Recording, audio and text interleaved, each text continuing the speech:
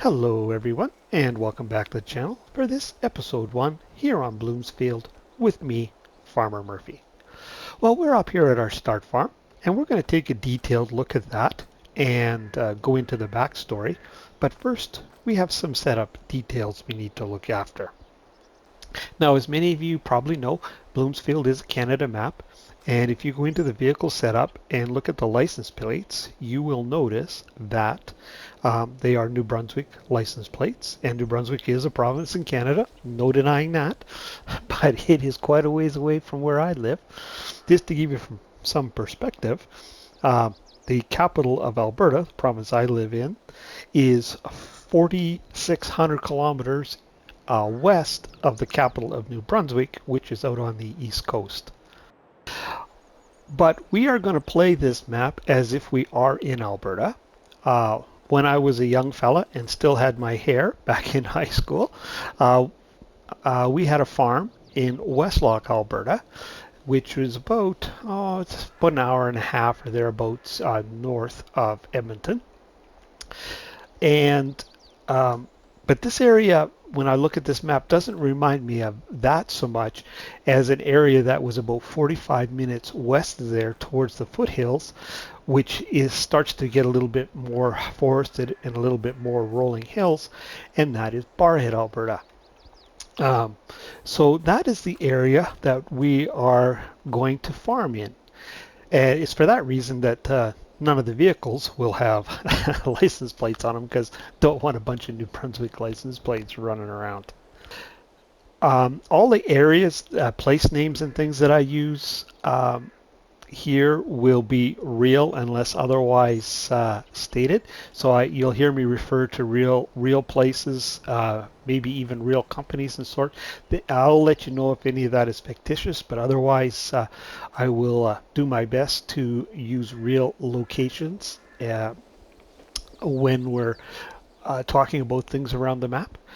Um, the other thing we're going to do is we are going to limit ourselves to crops that would typically be grown in this area, and I have a couple details there for you on that. In general, the number one crop grown here in Alberta is wheat. Alberta grows 36% of the wheat in Canada. The number two crop would be canola, and we grow 30% of Canadian canola. And then number three would be barley, and we grow 48% of the barley in Canada. And those really are the big three crops. I couldn't find a number that told me what percentage of the total those were, but it's got to be something, in that 70% range. I'm thinking just from the raw numbers I saw. But we also grow a fair number of sugar beets down south, some potatoes, some peas, flax, lentil, corn is also grown here, mostly for forage. There is a little table corn grown down south and a little bit of grain corn, but the overwhelming majority of corn is grown is actually for forage purposes. So let's take a look at the map. So if you're familiar with FS22, one of the first things you'll notice that this is set up as a multiplayer map. Now there's a couple reasons for that. The biggest reason was that, a normal Let's Play start that I see lots of people do, including myself, they'll come on and they'll start grabbing contracts like on plot 72 or 96, 69, like usually you come on kind of harvest contracts are coming and you're turned loose with multi-million dollars worth of farmers equipment, and away you go and you're making very large sums of money right off the start. And to me, that doesn't seem too realistic. If you're a new farmer to the area like we are here, you'd have to get to know farmers in the area and establish trust and kind of work your way up. So we may take some of those large contracts on, but in-game contracts, but that'll be a ways down the road because I just don't think a farmer would turn you loose with nearly $1 million harvester and probably over $1 million worth of tractor and grain cart and truck, that sort of thing, to go and do a harvest. So I have these established farms, kind of small to medium-sized farms and one kind of good-sized medium farm here. That as I get to know these farmers in the area, I'm going to get to go and do work for them. And as you know, build up a bit of a reputation, you'll get more and more complex work and kind of work your way up the food chain, so to speak. So we may indeed work our way up to doing contracts for other farmers in the area on these very large fields, but we're not going to start that way initially. So that means it'll be a much slower start. And I envision this Let's Play going over several seasons because it's going to take some time for us to get established and start to earn some money and grow. And because I'm doing my own contracts initially and from these farms that I'm playing in the background, um, I'm going to get to do contracts, things like rolling or rock picking, mulching, things that we don't get in standard base game contracts. I'll get a chance to do some of that as well. Now the intention is each of these farms are standalone farms. They have all their own equipment. They are pretty much self-sufficient. They're different types of farms, each of them, as you will see as we get to know the farmers. Initially, my plan was that I was going to put a bunch of daily deductions in so they didn't make tons and tons of money, but they would just make a steady little bit of profit each year, as you would expect. Because these farms, they are not going to grow unless it supports the storyline. They're just going to be in the community and a working farm. But I decided to heck with that. That was turning out to be too much work. So what I did is I created another character who's not a farmer down here. This is the pink area. That's Ben. The arbitrary name I gave to the guy who happens to own the vehicle shop that's right here. He's also the mayor and the local tax collector. So he's going to arbitrate the amount of money these guys have. So you may see their accounts go up and down a little bit or fluctuate. There will be no explanation for that, and it'll just be Ben going in and grabbing it out. Like I said, the expectation is they don't grow, that they do show a little bit of profit, but they're just profitable working farms that we have are eventually going to go and do work for, if that makes sense. There's one other little thing I'll show you that Ben's got here, and I'll explain. We'll jump down there in just a sec. The other thing is Ben is going to be a character. I've got some plans for him. He's not going to be as involved a character as these other guys, but he is going to do some other kind of interesting things, just kind of sideline things. I think that'll be kind of interesting. All right, I'm going to jump down to that little area I showed you that Ben has. And let's take a quick look at that because I think that bears some explanation. And then I think we'll be pretty much ready to go. So I will meet you down there. Just hang on. I just wanted to explain this little area. We're in that little corner down here. If we take a look at the map, see we're down here. Ben's little area.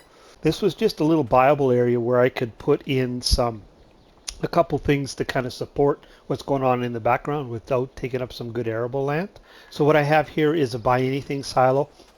This is not for our use. This is for the use of the other farms. If they come up short on hay, for example, or straw or something, we don't have enough of that in the field, they can just come down here and buy it kind of off camera and keep things running. So that is what this is for. So it's for the other farmers in the area, not us.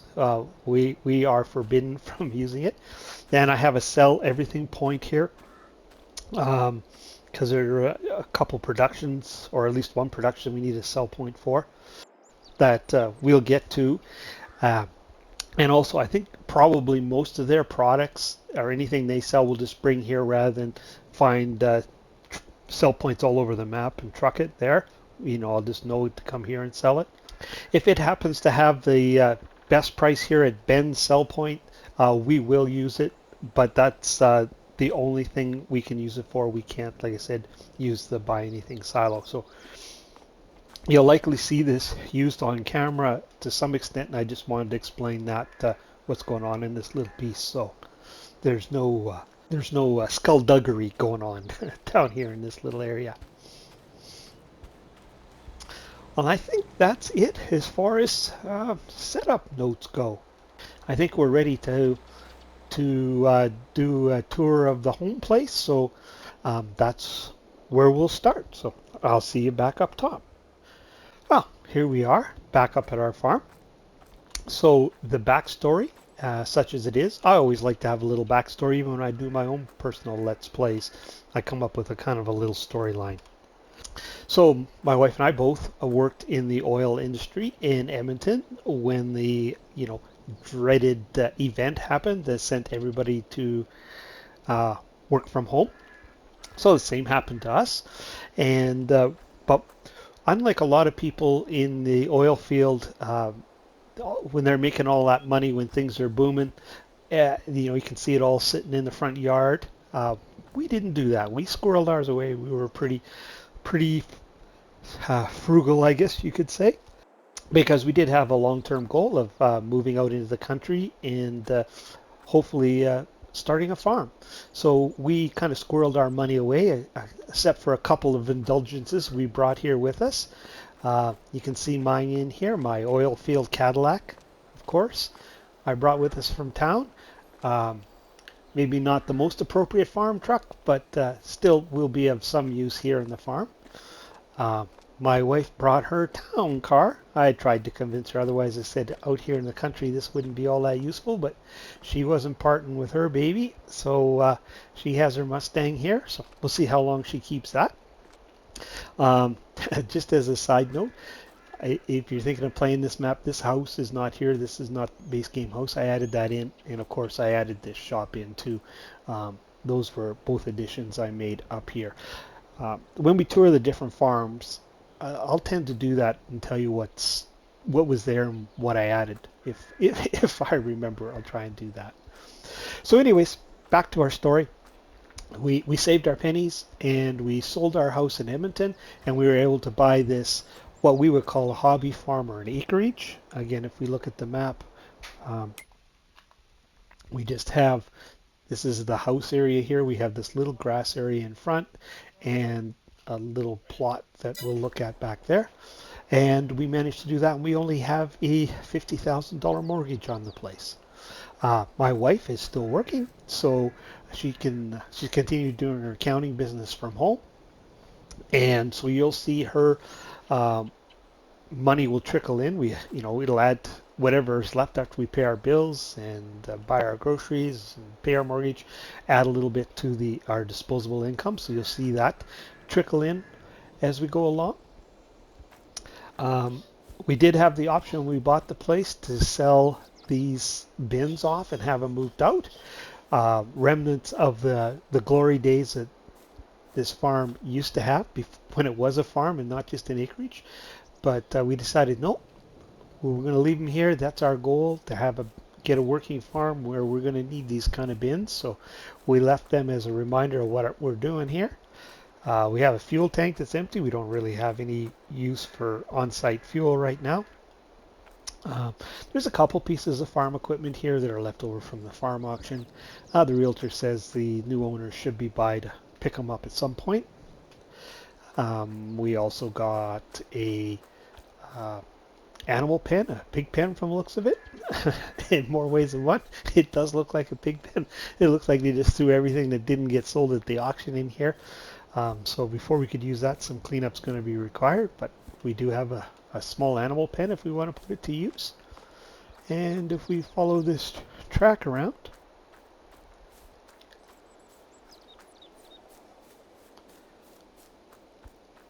we'll come to our little plot of land we have. Now, we really at this point don't know what we're going to do. We just know we want to do something. My wife is looking at a couple cottage industries we might run, and what she might be interested in dabbling in. So a long story short there, I guess she's going to let me know what we're going to be doing here shortly. But we're going to do something.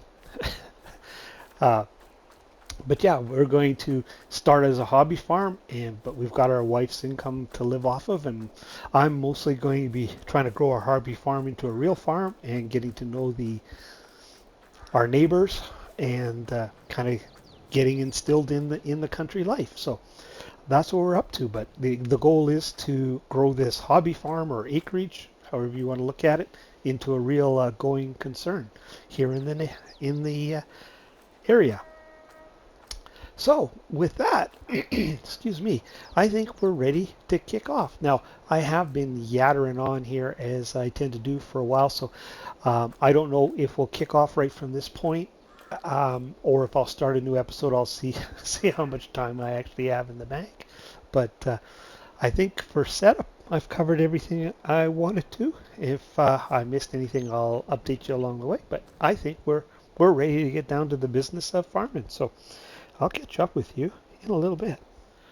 One thing I forgot before we get started here is I forgot to look at the actual game setting parameters we have. So we're going to use the 5 times scale. The reason for this is when you do work on a large field, it takes up most of the day, which seems pretty realistic to me. I actually kind of like that. So you can't do scads and scads of jobs in the same day. We're going to run on normal economy on this one. Traffic, of course, is on. Seasonal growth is on, as is my standard. Precision farming is on, of course. We're going to do 8-day months. Now, it's a bit longer. There's a couple reasons for this. One is I want to be able to skip days, things that wouldn't happen in the same day. I can skip ahead a day, and that's not going to impact things too much. And also, there is going to be a lot of background work on this map. As many of you probably can appreciate, because all those farms are going to be working farms. They're going to have crops go in. They're going to be harvested. All of that is going to go on. They're just not going to sit there dormant until I need them. They're going to follow along with the seasons. And I am going to have some off-camera work or help, I should say, as I mentioned, but I may not always have that. So I gave myself a nice long month so I can, in case I have to do everything in a month on the map myself, I've got time to get it all done. And I may even find that that's not enough, or maybe I'll find it's too much. So we may adjust that as we go along. Snow's on, and then all the crop destruction, plowing, fieldstone, weeds, all on as I usually do. The only thing I have turned off is the trailer fill limit. As I've explained probably too many times before, I don't like that one. It doesn't seem very realistic. Although I have to admit, I haven't used it since the updates have come out. I've never seen anything in the change log that it was adjusted. So as a default now, I just leave it off. So I think that leaves us finally ready to go. So just give me a minute and we'll get started. Well, it wouldn't be much of a farm without at least one tractor, so I think that's the first thing we need to get sorted out. I did see an implement dealer in town, so let's jump in the truck here and go and see what we can arrange. One other thing I should mention I forgot is this is not going to be per se a role play or solely storyline based, but it is going to have those elements in it. So there will be some kind of role play things going on as well. This is our driveway. Nice long drive. Hopefully one day we'll own all the land along this drive.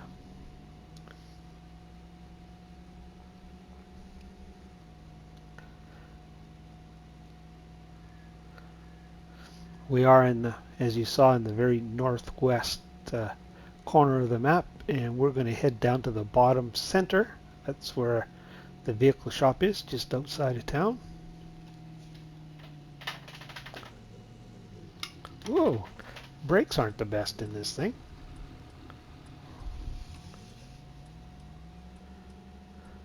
I'll have to keep that in mind.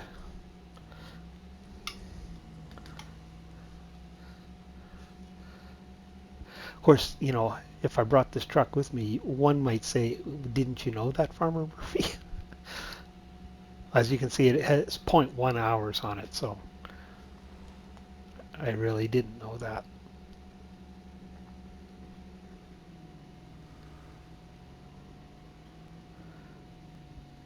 But yeah, this you could be driving down an Alberta road, really.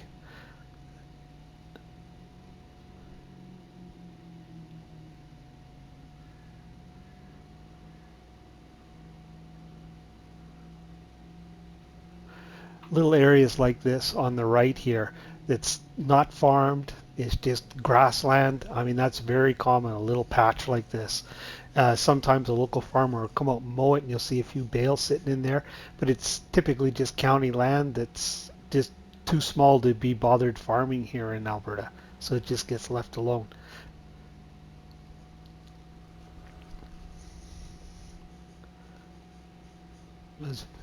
You quite often see something like that.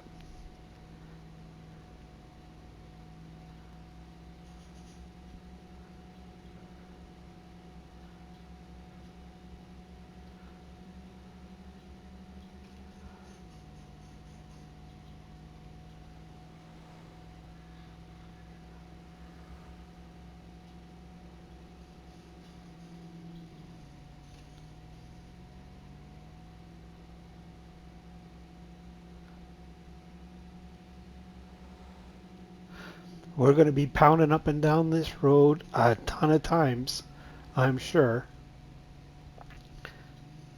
Actually, maybe I'll keep you on board for the trip back and we'll do it out of cab so you can, if you're not familiar with the map, you can kind of have a look around. But I won't make you endure this ride every time we come down here, I promise.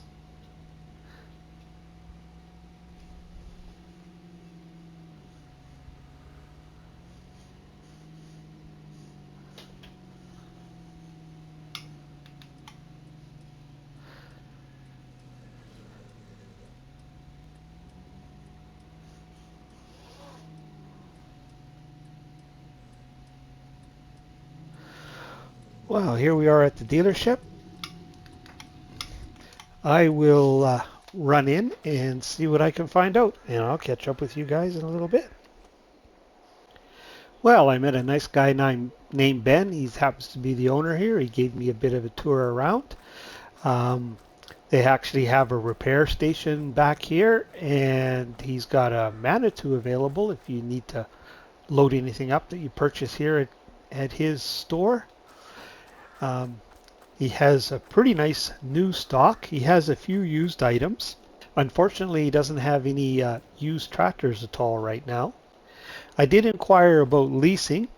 He does lease out new equipment, and but you do need to have it, depending on the item, some minimum of 6 months or maybe a year.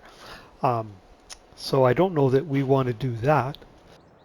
I did ask him if he knew of anybody around who might have some, older used equipment for sale, and he mentioned that there was a farmer actually lives just south of us, goes by his initials TFS, and he says to stop in there and see him because he's got some old equipment kicking around there. He said, in fact, he said he would be willing to give him a call and give us an introduction so that we can stop in.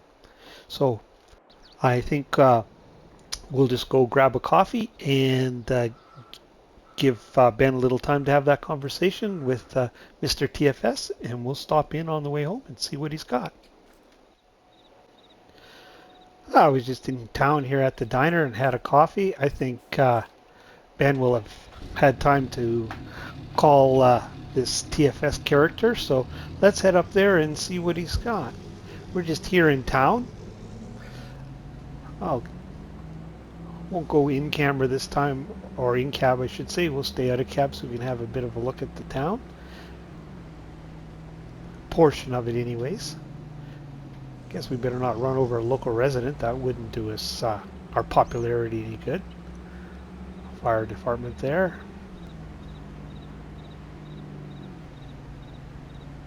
Farmers market.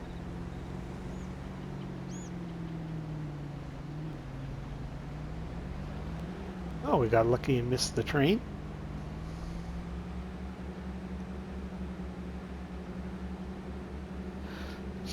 I am hoping to find something fairly soon. It is mid-January, or towards the end of January, but planting season will be here before you know it.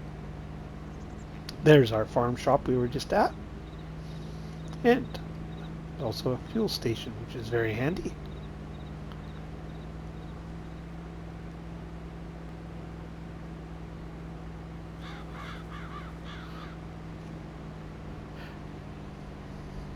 Just because it's our first trip down this road, like I said, I'll keep you on board, but I won't make you endure this trip every time we come down this way, I promise. But until we both kind of get the lay of the land, actually, there's going to be just stepping out of character for a second on Comston. I ended up putting about 350 hours in on this map, just set up right now. The last time I looked at about 60 hours. I wouldn't be a bit surprised if the time on this map before this Let's Play is over, like with background, is up in the 700 to 1,000 hour area. Wouldn't surprise me in the least. There's going to be a lot of background work. It was 60 hours or so just getting things set up to this point.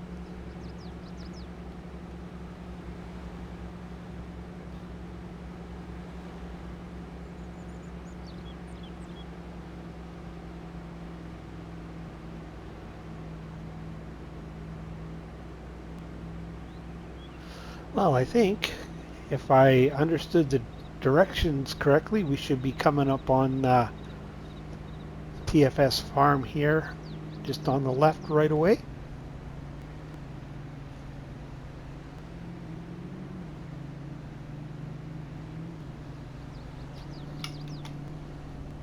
Looks like this is it.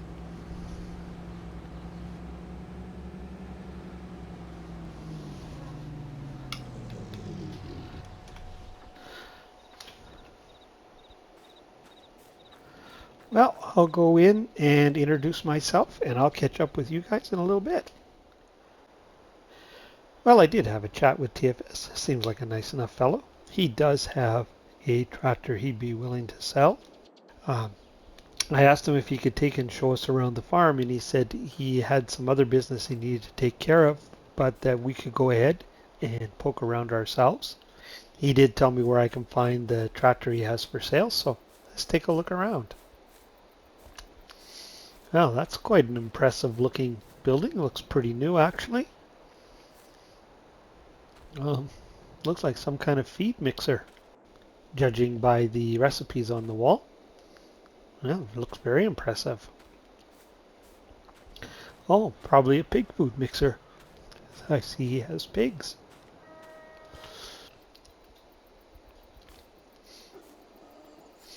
Looks like a rather large pig farm, but it doesn't look like there's that many pigs in there, really. And again, that structure looks pretty new. Interesting. Oh, here's some equipment over here.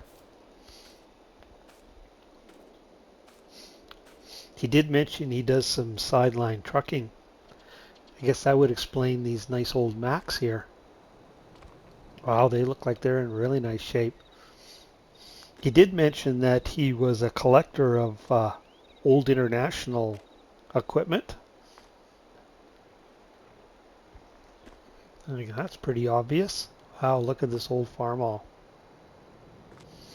We're actually going to look at a farm hall. I'd be pretty happy if it was as nice as that. He did mention he's actually now using these on his farm. They used to be just a collection. He didn't seem too happy about that, but he didn't elaborate, and I didn't inquire. Oh, an old Massey. Oh, workshop. What I presume is to be a hayloft.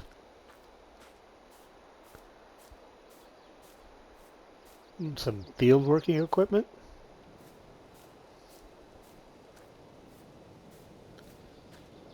Well, everything seems to be, fairly old, but it all does seem to be in really nice shape.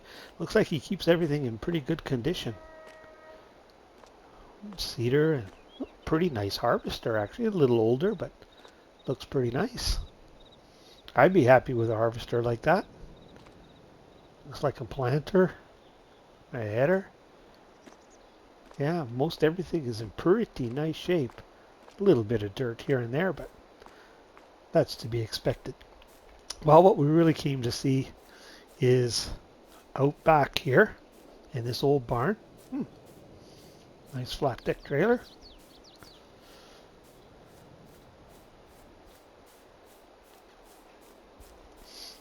Now, he did mention he had this old International. Now, I'd love to have that.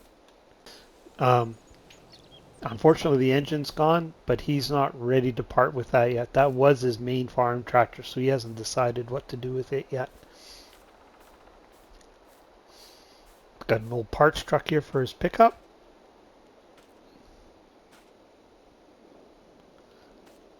With some farm supplies, I see.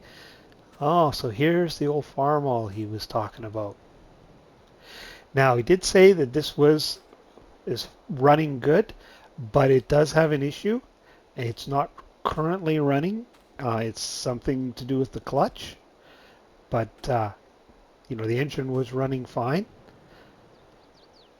He actually bought it to restore it, but he hasn't had a chance to do that.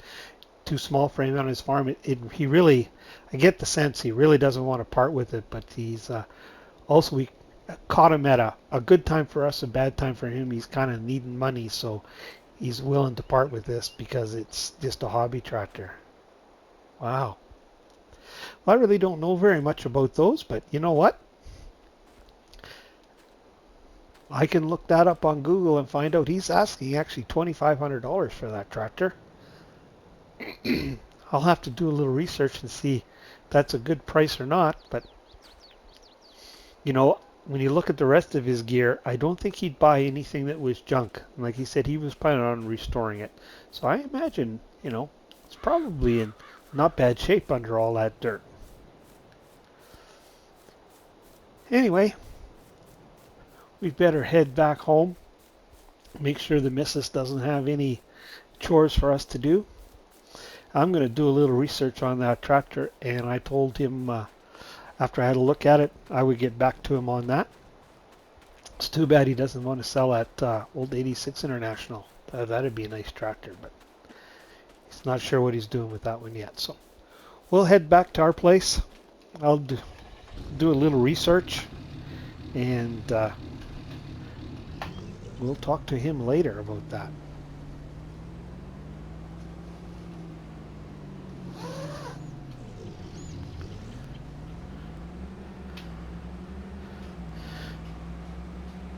So I guess TFS would be our closest farming neighbor, because our new place is just right up here. This is our driveway we're coming up to here.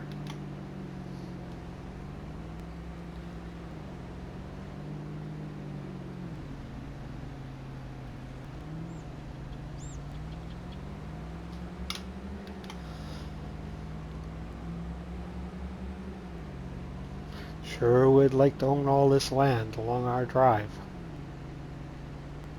One day.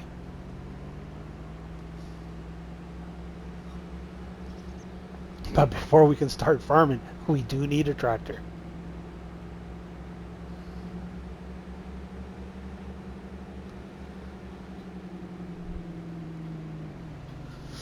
All right, well, I'll park this up. I'm going to go talk to the missus, and I'll catch up with you guys in a little bit.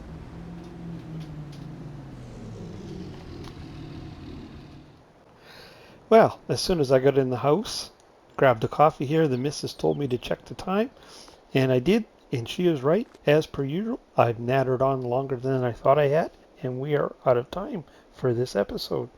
So, we'll have to leave it there. I will do some research into that old Farmall and see if that's a good price or not.